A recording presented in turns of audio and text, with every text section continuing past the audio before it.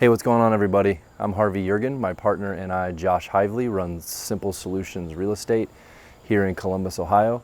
Welcome to episode 2 of Beers and Business. Today we're featuring the Rally Cap Lager from Sonder Brewing in Mason, Ohio, which is an appropriate beer for today because we sit down with Mitch Dominski, and Mitch and I both share baseball as a pastime. Sonder also has this cool definition on the side of their can that says that Sonder means the realization that each person has a unique story, which is the reason why we started this series and the reason we're sitting down with Mitch today. Sonder also has a cool podcast, the Sonder Stories podcast. You want to check that out? We hope you enjoyed today's episode. We sit down with Mitch Dominski of Solutions for Real Estate, and we talk about his journey to owning 2 businesses and 30 rental units. We also talk about what it takes to be a successful business owner, to be a good dad, and to sustain a good, healthy, happy marriage for 25 plus years, even when you're working with your spouse. Stick around to the end where we talk about a funny story Mitch has about an inflatable water slide. Hope you enjoy. All right, Mitch Dominski. Harvey. Who are you? Josh. Who am I? Yeah, who are you? What do you do? How did you get here to Columbus, Ohio, doing what you do? Gosh, where do I start, right? The very beginning. I'll start at the very beginning. Back in 1965. No. I grew up in Elyria, Ohio, Lorain County. It's on the west side of Cleveland. Very blue-collar town. My parents, both entrepreneurs. Oh, really? More my mom than my dad. My dad started a couple businesses. My mom cut hair, she's an entrepreneur for 50 years behind a chair. And my uncles were a big influence on me too, because they owned car dealerships and rent-a-car place and a Napa store. So I kind of grew up around it.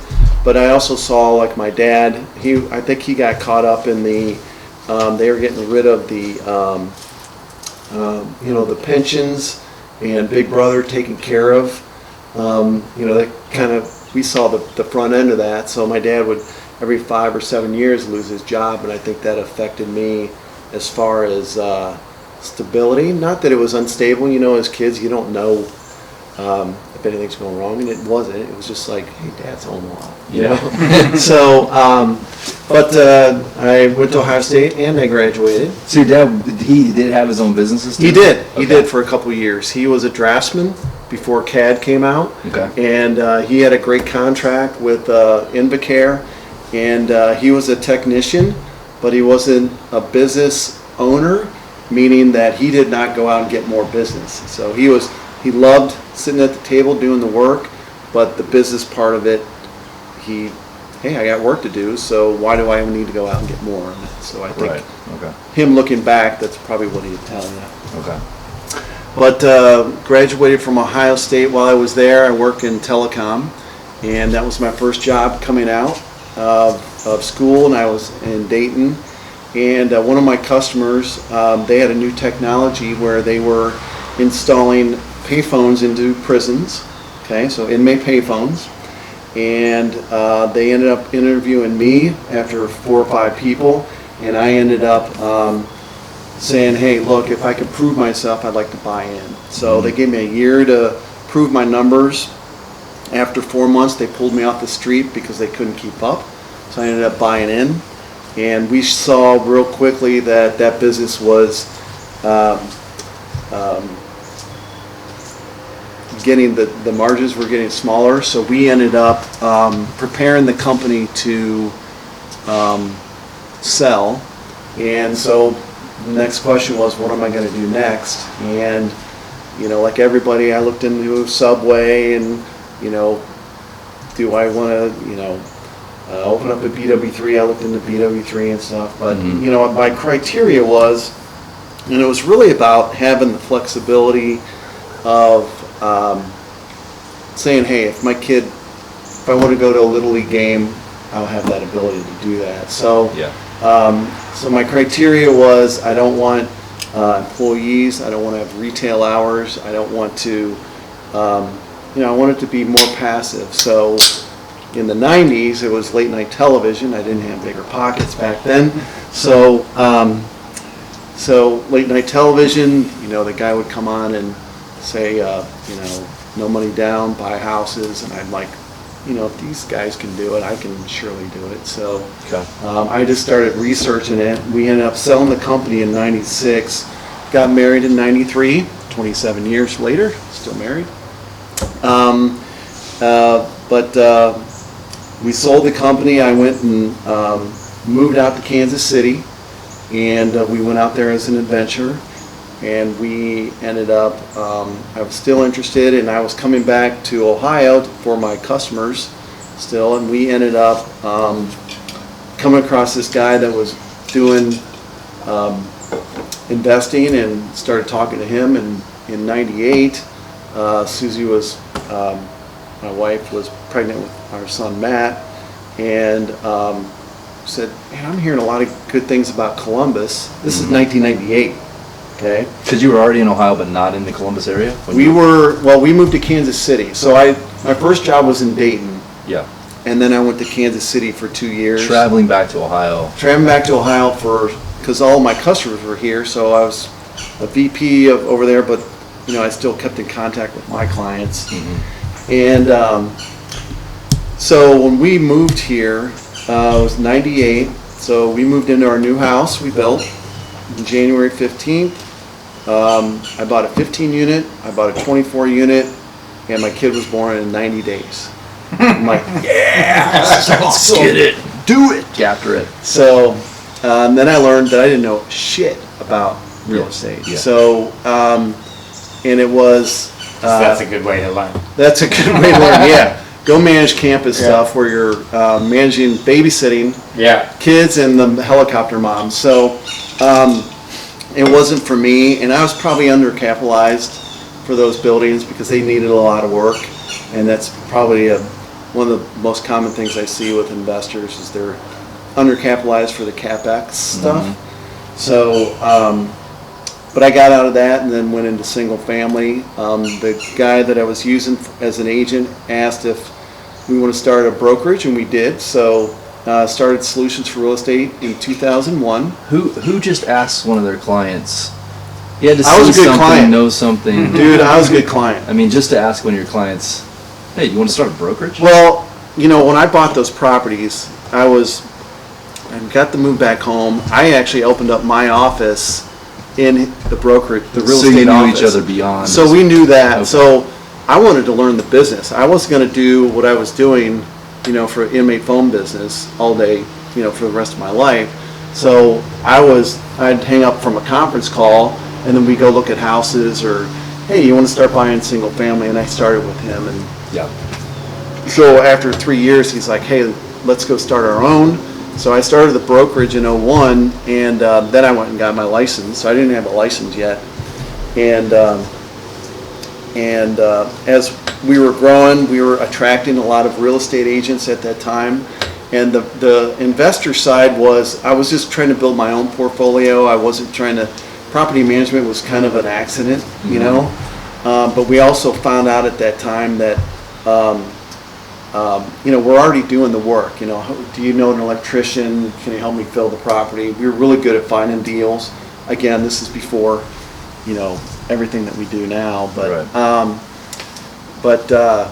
So we ended up just taking, if we helped you find a property, we'll manage that property for you. So, we were up to about 130 units. The guy that I was partners with, he wanted to move on, so one of the other agents in the brokerage bought him out. 3 years later, I ended up buying him out, and at that point, Matt was in high school, and my kid did end up, he did end up playing baseball. Yeah. So I wanted to be around for that, and he's growing, and so after he graduated, we kind of retooled everything that we did.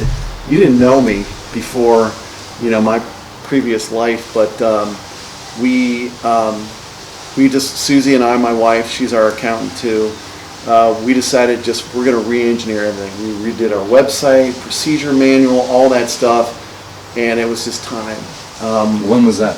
That was 2007, 16 and 17. Okay. So it's not that long ago. Okay. Okay. And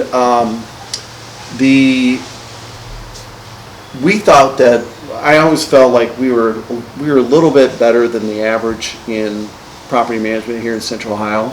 But I started going to national events, which, you know, you guys, we all should do to see what everybody's doing for best practice. And, you know, feeling good. And then all of a sudden we started hearing all these people doing stuff, and we're like 5 years behind, you know? Like what?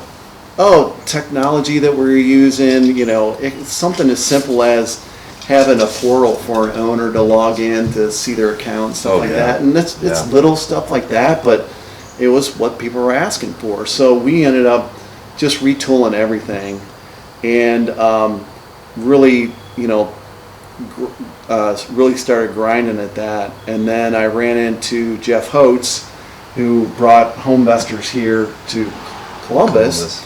And he was saying, hey, you know, I'm looking for a property manager. Can you tell me what properties to buy, which ones to keep? And he said, man, you should go out and do this Homevestor stuff. I'm like, dude, I don't have freaking time, you know? And my wife's like, you don't have time to do this. But I knew, because I was putting those systems in place, that I was starting to, you know, working on the business. Not Come in up it. for air.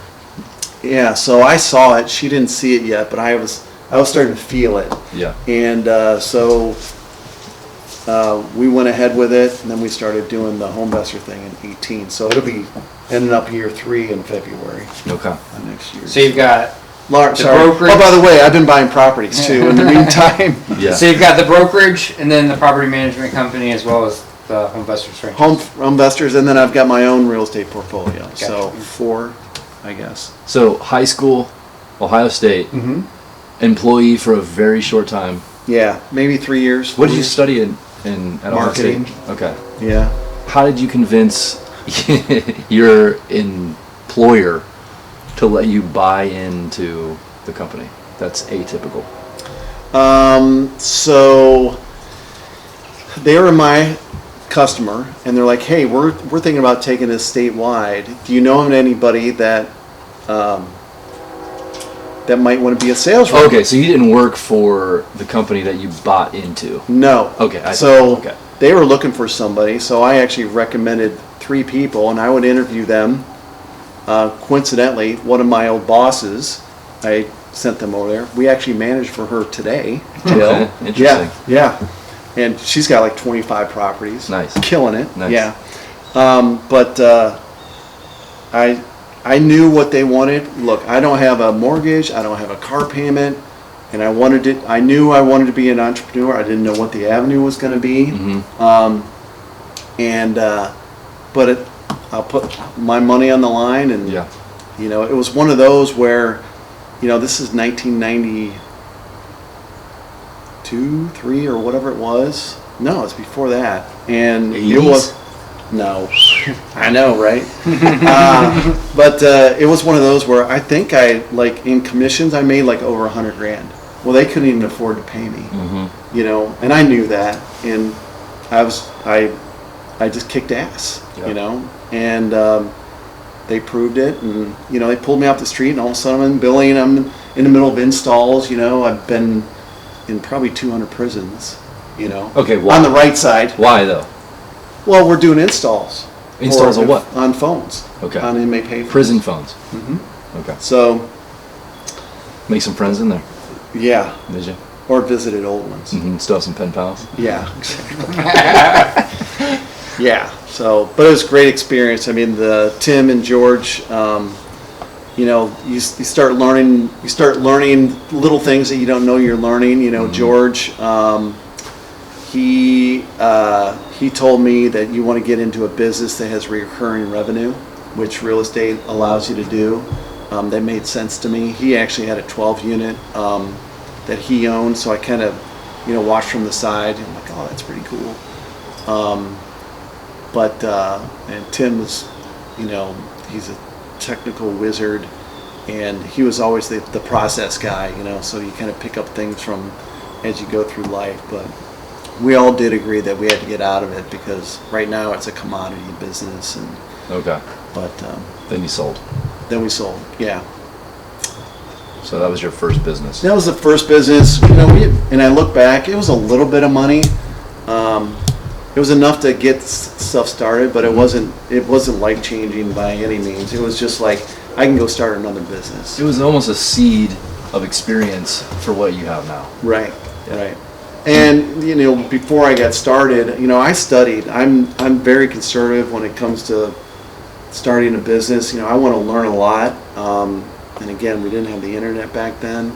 So, I took 4 years until I felt comfortable moving forward with a deal. A real estate deal. Yeah, a real estate deal. And, but once I understood it, I bought 39 units in 90 days. Yeah. And then it was like, just shit, I don't know what I'm doing. Yeah. And I thought I did. Yeah. And so those experiences are things that I talk to owners day in and day out right now. So you mentioned that you knew you wanted to be an entrepreneur. Mm-hmm. When did you know that? Why did you know that? I don't know. I just I think it was probably late high school. I didn't know what it was called then. We weren't calling it entrepreneur. Like, I don't know my own business. Okay, what does that mean? Right. And I had an uncle who was in the car dealership or car business, and my other uncles worked in their business, and they started doing their own things. And my uncles, to watch them and do what they did, it was it's like, man, that's cool how they're doing that. Whenever you were around my Uncle Shannon, it was like everything was going to be okay. Mm-hmm. And there was a, I don't know if you want to call it a sense of security, but it was always like things are going to get taken care of, But I liked that feeling, and I'm like, I gravitated towards that. So. Okay. And that was his personality, or was it because he was in? He was good. I remember having people, I was 22 years old, and I was going to go work for him through college. He actually didn't hire me twice through there because he knew better, because he's running a business. But I just felt like he what was the question? You mentioned that he always felt like he was in control. Yeah, and the sense of security. And was that a product his of personality, or was that because he had a successful business? Yeah, one of the things that was odd to me, when I did work there, people, they knew that I was his nephew, but I didn't get any special treatment. If anything, I was, they made sure that I earned my keep. Yeah. I would be working with a customer or whatever, and my Uncle Hank would come behind me and give me a kidney punch. Nice. And that's the way we roll, and that's the way my cousins and I roll. That's what we do. But that being relaxed like that, but I'd have employees come to me and say, "Your dad or your uncles are, he's great to work for," and he always took care of them. Yeah. And it might, taking care of them is not necessarily giving them more money, but it was, hey, I'm going to buy you lunch, or all of a sudden, you give them $100 or send something over. So like that kind of stuck with me a little bit. And sometimes I do that with our current staff. A month ago I brought everybody food, with COVID. So just stuff like that. I want, we make sure that we're trying to do that. We're just doing something a little bit special. Right. So we all know the buzzword financial independence. Mm-hmm. Everybody wants to break free of the chains of the W-2 job. Yeah. I think most people think, okay, to do that, I need to own my own business. Is owning a business for everybody? I think it's more of the makeup of whether or not you can handle it. It's not for everybody. I have a couple of owners that I started working with, and I'm like, you don't have the personality for it, For owning real estate. For owning real estate, let alone a business. Right. Because they panic about everything. Mm-hmm. And I was, early on, you don't know what you don't know. And even though with my guidance, I couldn't get them past it, and they would be freaking out over something that's like, this is really not a big deal. In the You know, grand scheme, you know, yeah. like, you know, you hired me to make sure that you can sleep at night, and you're still not sleeping at night. Believe me, I know what I'm doing. Right. So, if you are having a hard time with it, maybe this isn't for you. Right. So, And do you think those, like, the personality is the same for, like, somebody who wants to own real estate versus somebody who would own a business? I think so. I think so. And it's sexy to own your own business, and part of that is But is it sexy? it is. I mean, It is. It's sexy. Say it when you're at a party and someone's like, "Oh yeah, he runs his own business." Come on, you don't feel a little. Yeah, it's sexy like owning a boat. Like, you say you own a boat and you have your friends on a boat, and it's a good freaking time. But then you're the one who's got to do all the work. That's right. Clean the That's a great boat, example. Put That's gas a, in the That's boat. a great Pay for the example. storage. It is sexy on the surface. It is. But what is it like really? But until you own the boat, you don't know that. Yeah. So the people that want to own a boat, it's still sexy until I own the boat. Mm-hmm. So now you've crossed over to owning the boat, you know, and something breaks and insurance. It's just sitting there. Yeah. It's sitting there for a month. We haven't even been in it. Right. You But know? I got to write this check to Right. insurance company. Yep.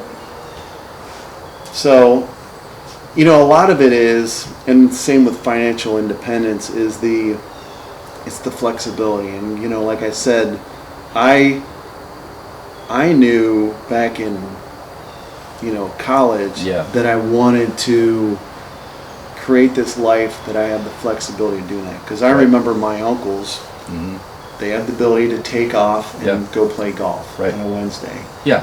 However, In their those early, guys, in their early 30s or 40s, not when they're 62. that's right. And those guys, now, they freaking work hard. Right. Mondays and Thursday nights, they were there till 10:30. Then they go drink, close the bar, and they would be there before anybody else at 8:30 in the morning next day. Yeah. It's like, how in the hell are you guys doing this? Yeah. But there were three brothers that were feeding off each other, and there was a lot of high energy there. And as you imagine, my 5 boy cousins, all of us were being groomed for that business. So that's attractive, you know. And same with, you know, to your point about, you know, owning your own business and how hard it can be. That's what we're trying to achieve, is that independence Right. of, you know, owning your own thing and having control, even though you know that you still have to put gas in the boat. So even though you coaching, you know, your 3 kids in baseball, your phone's buzzing on your hip, Right. and you're like, it kind of drives you crazy, you know, Yeah. a little bit. But at the same time, but I'm here. I'm Right. here with my kids. Right. So let's just be present. Yeah. You know, even though I'm Exactly. coaching third right now. Yeah. Leave your phone in the car, by the way. You're right, Yeah. right. So, you know, those dynamics change a little bit, but you know, they outweigh completely on. Yeah. But the dream is, over time, if you're doing the right things, like we were talking about before, you set up systems, you get the right people in the right places so that you can put your head above water and concentrate more on living your life and less on operating the technical details of your business. Right. Steering the boat. And then you're your uncles. So right. So, and one of the things that, and you know, my uncles were mad about it because that's where they're hanging out. You know, if they were not at work, they would be hanging out with each other. So Right. it ended up being their job, and you know, I know they got into it. Yeah. You know, they're brothers, man. Yep. But the business, or owning a business, and owning real estate, it's all about, again, having control over what you're about to do. So what you wanna do. let's assume that I'm a person who, maybe I don't want to own my own business, but maybe I think I'm cut out for owning real estate. I haven't taken the plunge yet, and it's because I have a shared vision and dream for my life, like the 3 of us do, where I'm not in an office 8 to 9 hours a day, and I'm able to do what I want at 2 o'clock on a Tuesday afternoon. Awesome. What can I I want just that jump for into? everybody. Yeah, absolutely. I think it would make people happier and nicer. Uh-huh. And, Yeah. but can I just jump into it, or are there some things that I probably need to attend to in my personal life, my financial life, before I just go out and buy a 32 unit? Right. So I think that, you got to have your house in order. And when I say that, it's not just financially, it's, talking with my wife Susie about what I wanted to do. And like I said, I talked to her about it for 4 years, and she finally turned to me and said, "Would you freaking buy something already? Because I'm tired of Just you do talking it. to me about it, right? Because we didn't have this. Yeah. There was no out at that Yeah, point. It's right. lonely at the top, right? Right. So, but I also know that she's on that journey with me, because now she's the accountant. She's Yeah. completely with Which me. is huge. Which is huge. Right. And she's awesome. So, to getting the buy-in at home, that's a conversation. And, when I talk to new investors, sometimes I might pick up, "Hey, can I include my wife on the phone?" Absolutely. Yeah.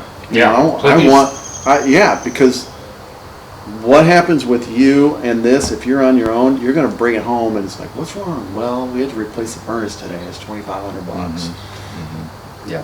We're Well, I remember getting Mitch this money. told me it could happen. Right. Yeah. That's a lot better. Exactly. So that's part of it. Do you have time to do it? Do you have 3 kids and you're going to go off to Las Vegas for 4 months? Can you do that? Man, Well, that that's sounds you. great. Right.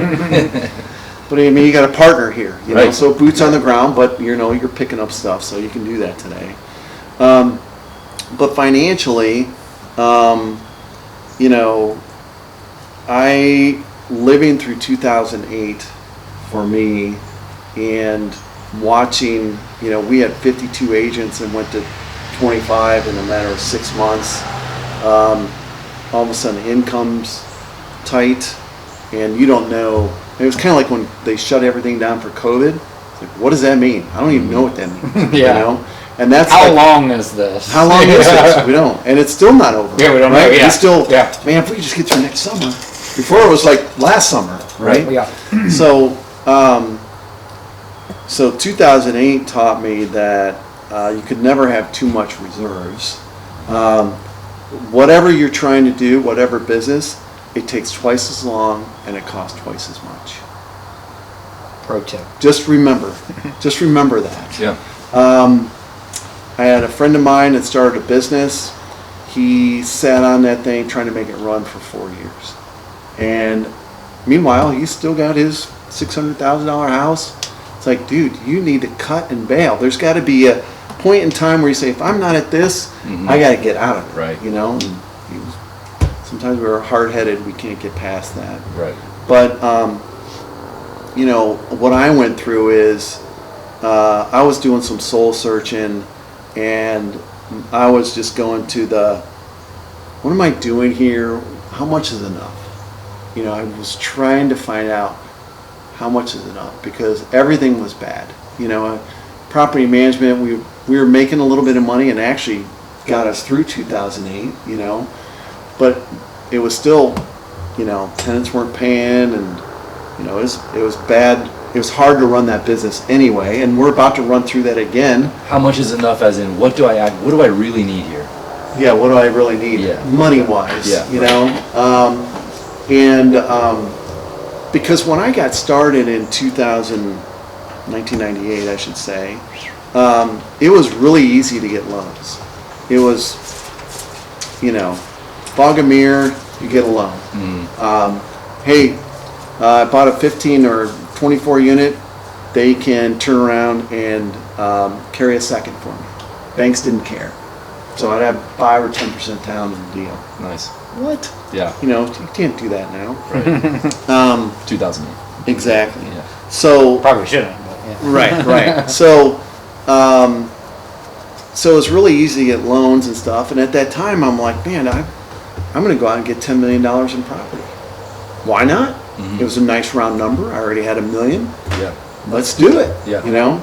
And then 2008 hit, and then 2010 comes along, and it's like, man, I don't know if we're going to be open in 90 days, And, we started searching, and I found Dave Ramsey.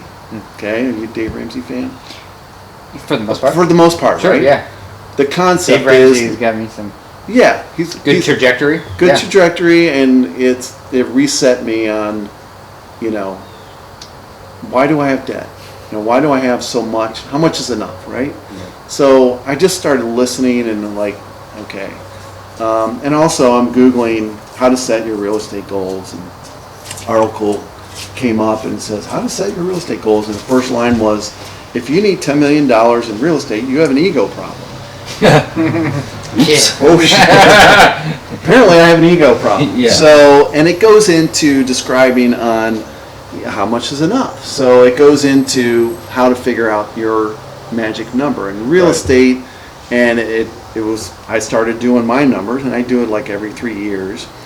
But basically I found out that for every dollar of scheduled rent that you have coming in, so let's call it $1,000, you can count on 50% of that month in, month out for the rest of your life once you pay off the mortgage. Okay? Once you pay off the mortgage. Exactly. And the other Okay. 50% is for Taxes, insurance, property empties, management, property vacancy, management, vacancy, maintenance, CapEx, all that of it. stuff. So if So- it's not paid off, then it's some number above 50% or less than 50%. That's right. So, I mean, if you're, this is, now we're getting to NOI stuff.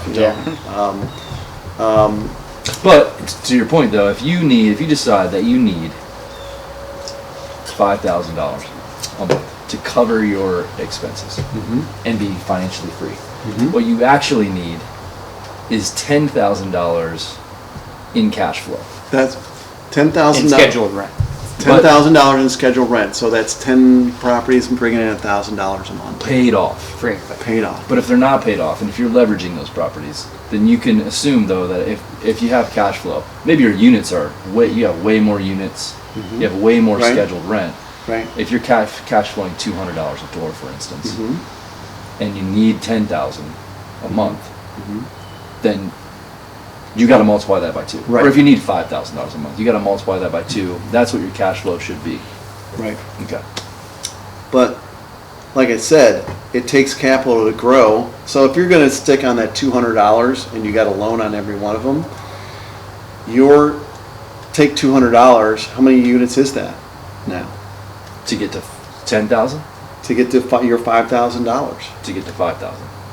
Yeah. How many is it? 5, it's 25, 30 properties. So how much money do you have to down for each property? You know what I'm saying? And all it takes is one hot water tank or one empty, and you're wiped out. Yeah. Okay? Yeah. So I kind of saw that. When I first got into it, I started asking the old guys because we didn't have bigger pockets. Someone told me, Or beers in business. beers and business. Right. Exactly. Thanks for the plug. Someone, yeah. A guy told me, he said, well, it's going to take you 10 years to make any money in real estate. And I'm like, yeah, but you don't understand. I'm educated. I got stuff to do. I got shit to do. I studied on it, and I respected the fact that I needed to learn it. And if you do the math, 1998, 10 years later is 2008. I wasn't doing anything better in 2008. So it actually took me 12 years, before I felt like I was making money. So my real estate portfolio, I have 30 properties right now. My scheduled rent is $28,500. That's my top line number. On the nose. On the nose, because I just updated it. I've got 9 to pay off. Okay? So do I go out? 21 paid off properties of 30. Yes. Yep. I'll be probably, and these are all balances that are coming down pretty fast. So probably in 3 years, they'll be done. 30 plus paid off. 30 plus, Yeah. paid off. So, but I've not taken a dollar from my portfolio because that's my 401k. I'm an entrepreneur, right? Right. Even though we just started one 5 years ago in the business and all that stuff, but my goal is with those properties, they have the flexibility to go do whatever I want. And I'm doing whatever I want 10 years before my time. Yeah. But I've always told myself, I'm more concerned about getting that paid off so I can Do do whatever. So, and then even the home investor money that I make, I don't pull any money out of that because I put it towards debt on those properties. So. But, okay, so there's two sides of this. Yes. There's the income streams, which I want to get back into. But then there's also what those income streams have to cover, which are your expenses, your everyday expenses. My everyday expenses. You mean to live here? To live, Uh-huh. to support your family. And not, I want to get into kind of like your numbers, but I think it's also key to hit that side of it where if you want financial independence, there's some building and there's also some subtracting on the other side. So, 2 levers. yeah. So, the building side, I think I covered it with paying off my property as far as income coming in, right? My property management business, we did gross revenue of 2.8 million in gross revenue. That is big. But that's a big number, but a lot of that goes out back to the agents. Yeah. Because our split, it's not that much. Some of it goes back to the contractors we pay to do work. Sure. 1.7 of that is maintenance. And a lot of that money goes back It's a to paying the maintenance contractor. heavy, So that's a high expense number. heavy business. Yeah, I mean, if you take that out, it's really, the number really is probably 9 to a million that I have income coming in, and then I start paying payroll. Yeah. And I've got a decent payroll, I've got Jamie, I got Ashley, I got Josh, I have Diane, who's out of the Philippines, so she's our virtual assistant. I have Julie, I have Susie, and me. Yeah. So there's payroll that's coming out of that Right. amount. And then we go into the virtual assistants that we have, which is Easy Repair for evening hours, taking our calls.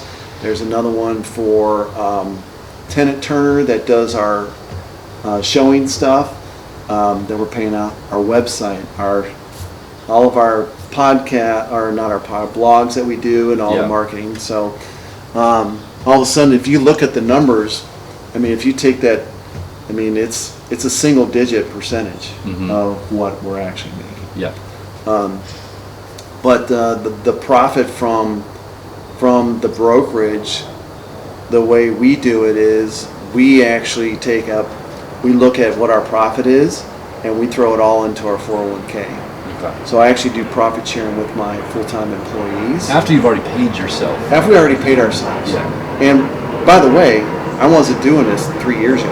Yeah. And I tell my employees I can't do profit sharing every year. I don't know yet. But the way we decided to do it was we'll take our profit sharing and we're just going to throw it at our 401k, and we give obviously our employees some of that money.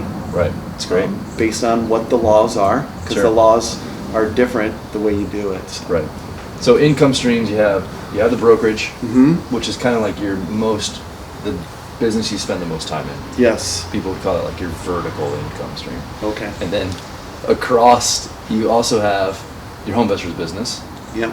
and 30 rental properties. Yes. And that's kind of like the bulk of your income. Yes.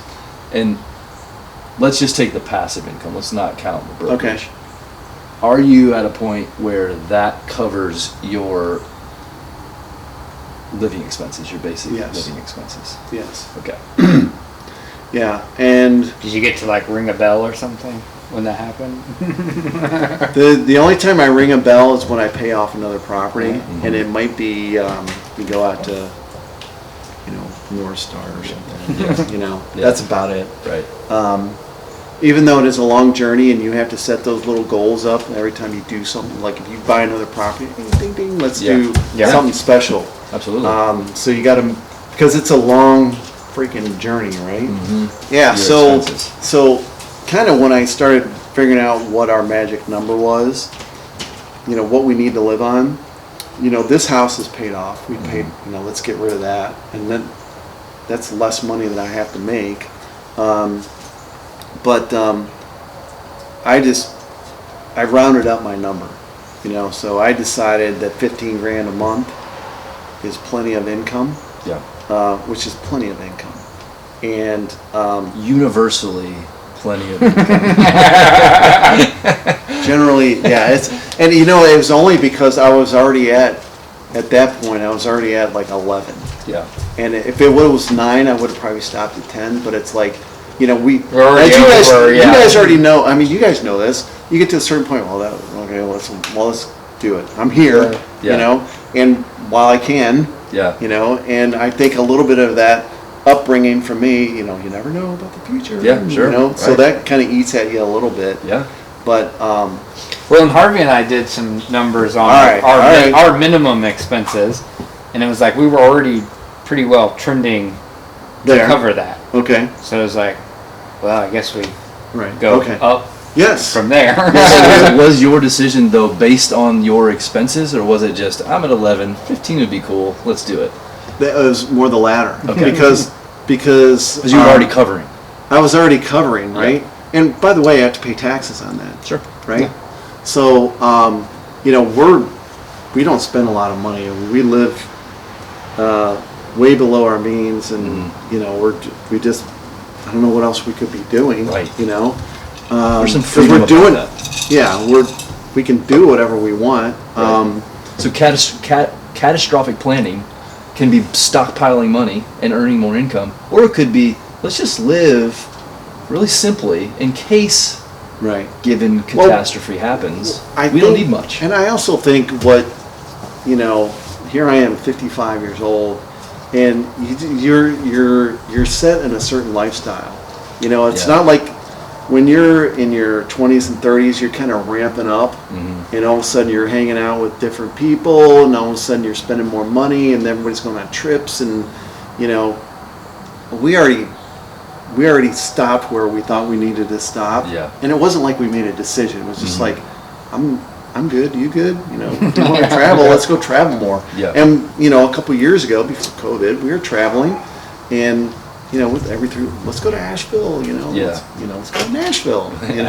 Nashville. That's right. So, I think you figured it out, but I was already at a certain number, and I was so focused on paying off debt and just building the business to a certain point where I said, all right, I'm at a good spot, which, coincidentally, and you guys are about to find this out because you guys are trying to get to a certain amount and a certain, you got to build it to a certain point, and you guys think you know what the size is, and I've had those conversations. When I said, if I can get to 300 doors managing, I'm going to be pretty good. Yeah. And then I got to 300, but man, 400, and now my new number is 600. Right? 600, all of a sudden that changes other things, but there is a certain number that you guys need to reach. Well, you'll have enough people that you guys are focused on exactly what you want to do, because there's a lot of stuff that you have to do to get there. So you guys need to get enough business in place for you to hire somebody to do those things that you can't stand. Oh yeah. And then all of a sudden you're like, this is a good number for us. Yeah. And there's kind of a range. There's a range in there somewhere. You're like, we can handle a little bit more, and then now you have a decision. And we're approaching that decision on the property management side. If we got to 600, which by the way we're at 525, if we got to 600, when we get to 600, we have a decision to make, and the decision is we need another layer. There's another layer of things, and at 55, do I want to do that? Do you want to have the layer? Yeah. Right? Life is good. Yeah. Yeah. I'm grateful for what my wife and I have built. Yeah. Why? We got everything's firing on all cylinders. You'll have to go back and find that article again. That's right. Right. Down with the ego. Right. So. Right. So that's where you are now. I'm getting there. I'm real close. But you've come a long way. You've built Mm-hmm. all these different income streams and It's a hockey stick, businesses. dude. Yeah. I mean, it's only happened in the last 3 years where it's like, wow. Right. Okay. in a 20-some-year journey. Yeah. Yeah. Yeah. Yeah. And when, I talk to new owners when they're coming in, they're like, yeah, I'm ready to get started. I'm like, okay, awesome. Just, this is the long haul. Yeah, it is.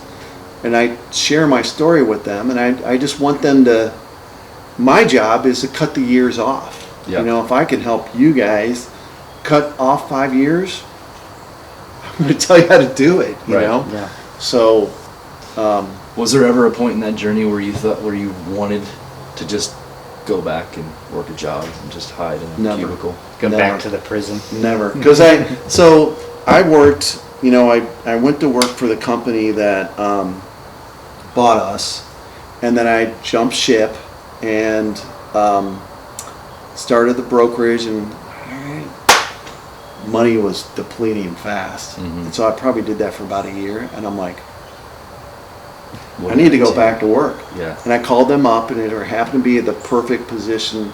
I didn't have any employees, and I go back to work for them. Okay. And I was given a national account, and about 6 months into it, I'm like, I'm going to land a big freaking contract for them. And I said, I am not going back. Because once once you've tasted the freedom, Mhm. there is no way you guys, and you would think, man, I could be a great employee. I know it. No way. You're an owner. Yeah. You're an owner, man. Yeah. How could you not know what they want? Right. Right? But you go work for somebody else, Yeah. and you're like, but you're going to lose customers that way. It's like there's a philosophy difference. It's tough. Yeah. But when I landed a $51 million contract for them, got my bonus, and said, see you later. And Nice. I'm like, I'm not looking back. I'm going to figure this thing out. Yeah. And of course, you use that to drive yourself. So, Yeah. Nice. yeah. So, are there systems or models that you have unabashedly stolen or borrowed from other people that have worked beautifully in your life or business to get to where you are right now? I don't know. I mean, like I was mentioning Dave Ramsey, I'm like all about him except for the debt on no real estate, right? That's where most people usually. Yeah, Yeah. that's where we depart, Yeah. right?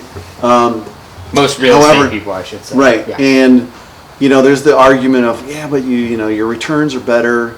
And Dave Ramsey will argue, your risk, you have more risk. And I kind of see that. So I did a spreadsheet of lowest to highest mortgages. So I have my debt snowball payoff.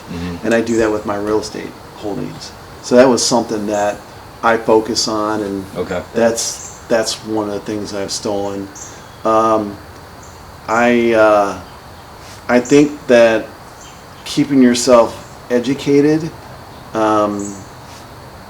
keeps you motivated.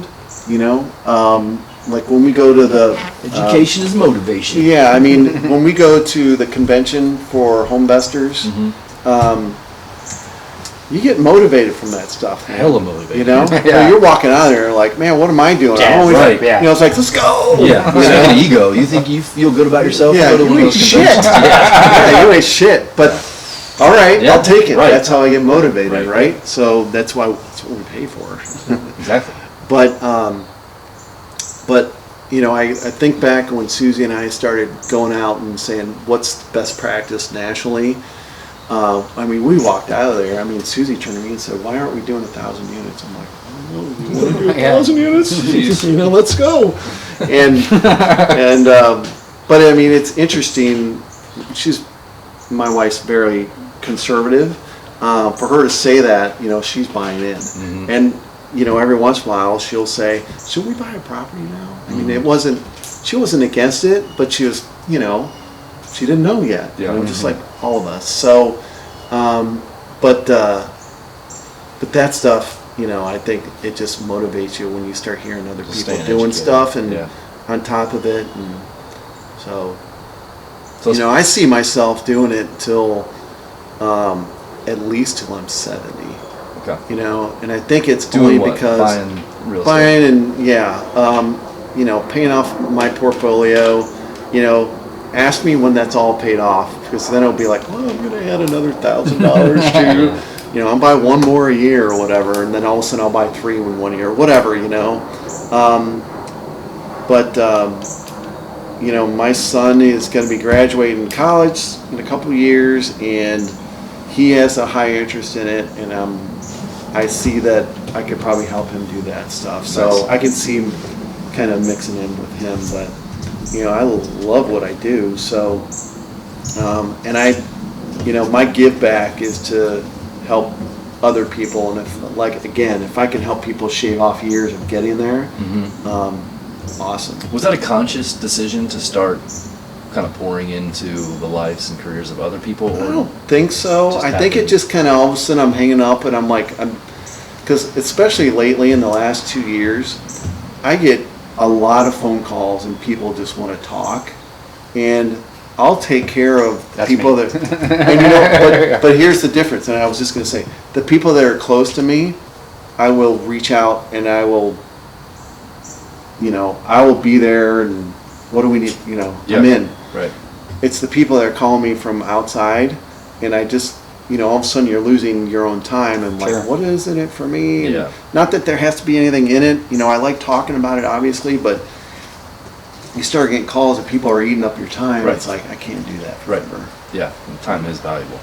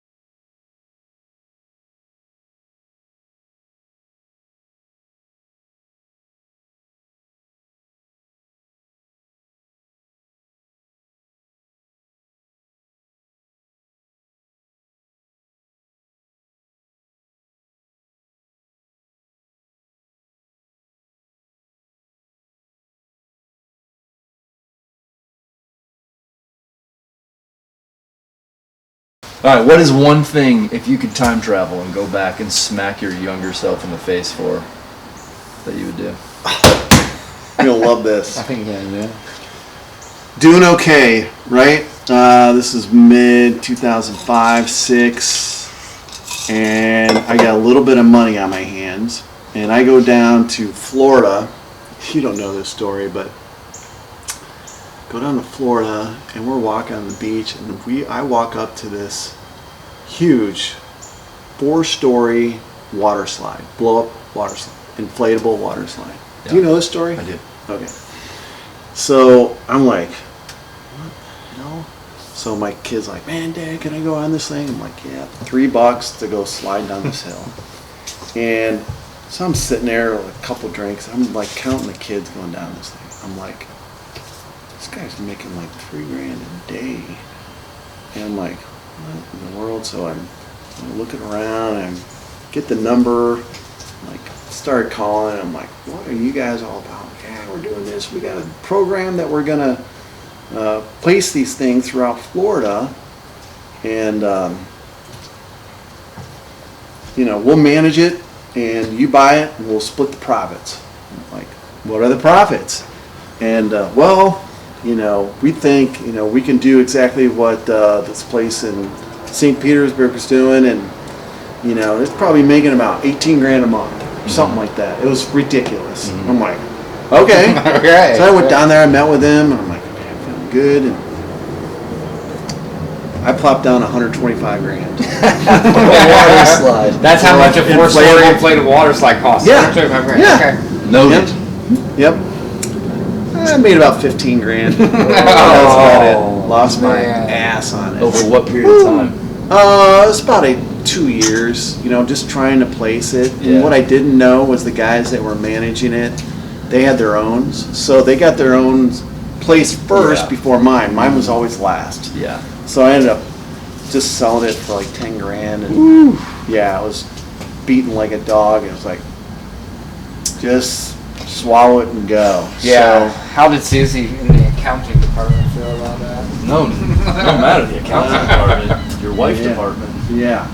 It was not good, but it was one of those where we don't talk about. Okay. Under the rug. But look what I've done, baby. Look at us now. And she's like, remember the water slide? Yeah. No, that doesn't come up that way. That's good. That's good, yeah. Yeah. That one was one, and Do you think as you know, was I that don't just like like a partners. shiny object thing? Yeah, or it was were you like actively looking You know for what the problem was? I had the money, and I made a bad decision because I had the money, and that's like that's worse than not having money. Mm-hmm. I know that sounds stupid, Yeah. but that's a big mistake. Yeah. So if you don't manage like you're always scratching, Yeah. then you'll make bad mistakes. Yeah, I often Mhm. think it's the same thing with your time too. Just because you have the money or you have the time doesn't mean you should buy it or do it. Dude, I was still buying properties. You know, I was still doing this, and I should have just took $125,000 and just, I would have had 2 paid off properties. That's right. You know, at that Yeah. time. And, You'd have you know, 7 left. it would have been, yeah, well, it would probably have, you know, just Right, accelerated. snowball, I yeah. could have been, you know, 5 left Yeah, or you'd be whatever down it in Florida is. right now. Right.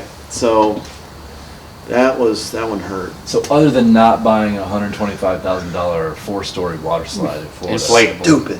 Right, inflatable. Non-permanent water Look slide. it up, the hippo. The hippo. What does it take to have a happy 25, 27-year marriage?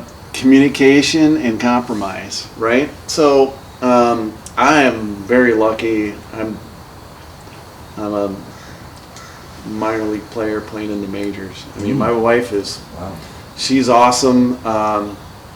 She keeps me in check. She makes me a better person of all your, you know, in all aspects. I was wearing something different today, Wow.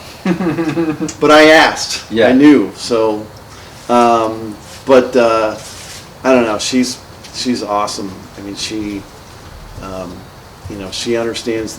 You know, not only is she the accountant on that side of it, so Yeah. you know, I'm the one that. There it is. You know, tell me where it goes, and don't we have more money in here? Yeah. Don't, you know, whatever. Right. But you know, a lot of times when I'm about ready to fire off an email, I'll have her read through it, and she just makes me look good. So It's great. yeah. How is it working? I mean, it sounds like working with your wife. It goes well. I for can't you believe guys. it is because Yeah. everybody tells you it doesn't. I can tell you. Here's the thing. We know she knows not to mess with mine. Not that she's even messing. She has no interest in doing what we're doing right now, and what I do out there. And I have interest from a KPI level on Yeah. how we do it and what's in the bank and stuff. But she likes that world. You know, this is you know, if you look at the DISC program on what type of personality she Right. is versus what I am, Right. we're yin and yang that way. However, you know, she says every once in a while, hey, should we be buying a property now? You know, so we both see that. So, Yeah. Because you worked together for so Yeah. long, and have been in this Yeah. for so long, you Yeah. kind of have a rhythm and a right. feel. for So, I mean, we're on different floors here. We're working home now. it. Yeah. But you know, we would go work days where I don't talk to her the entire time.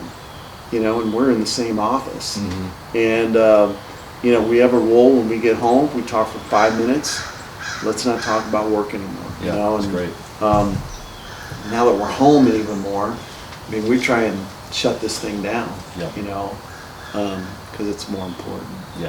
So, but you know, And she's. what about being a good dad?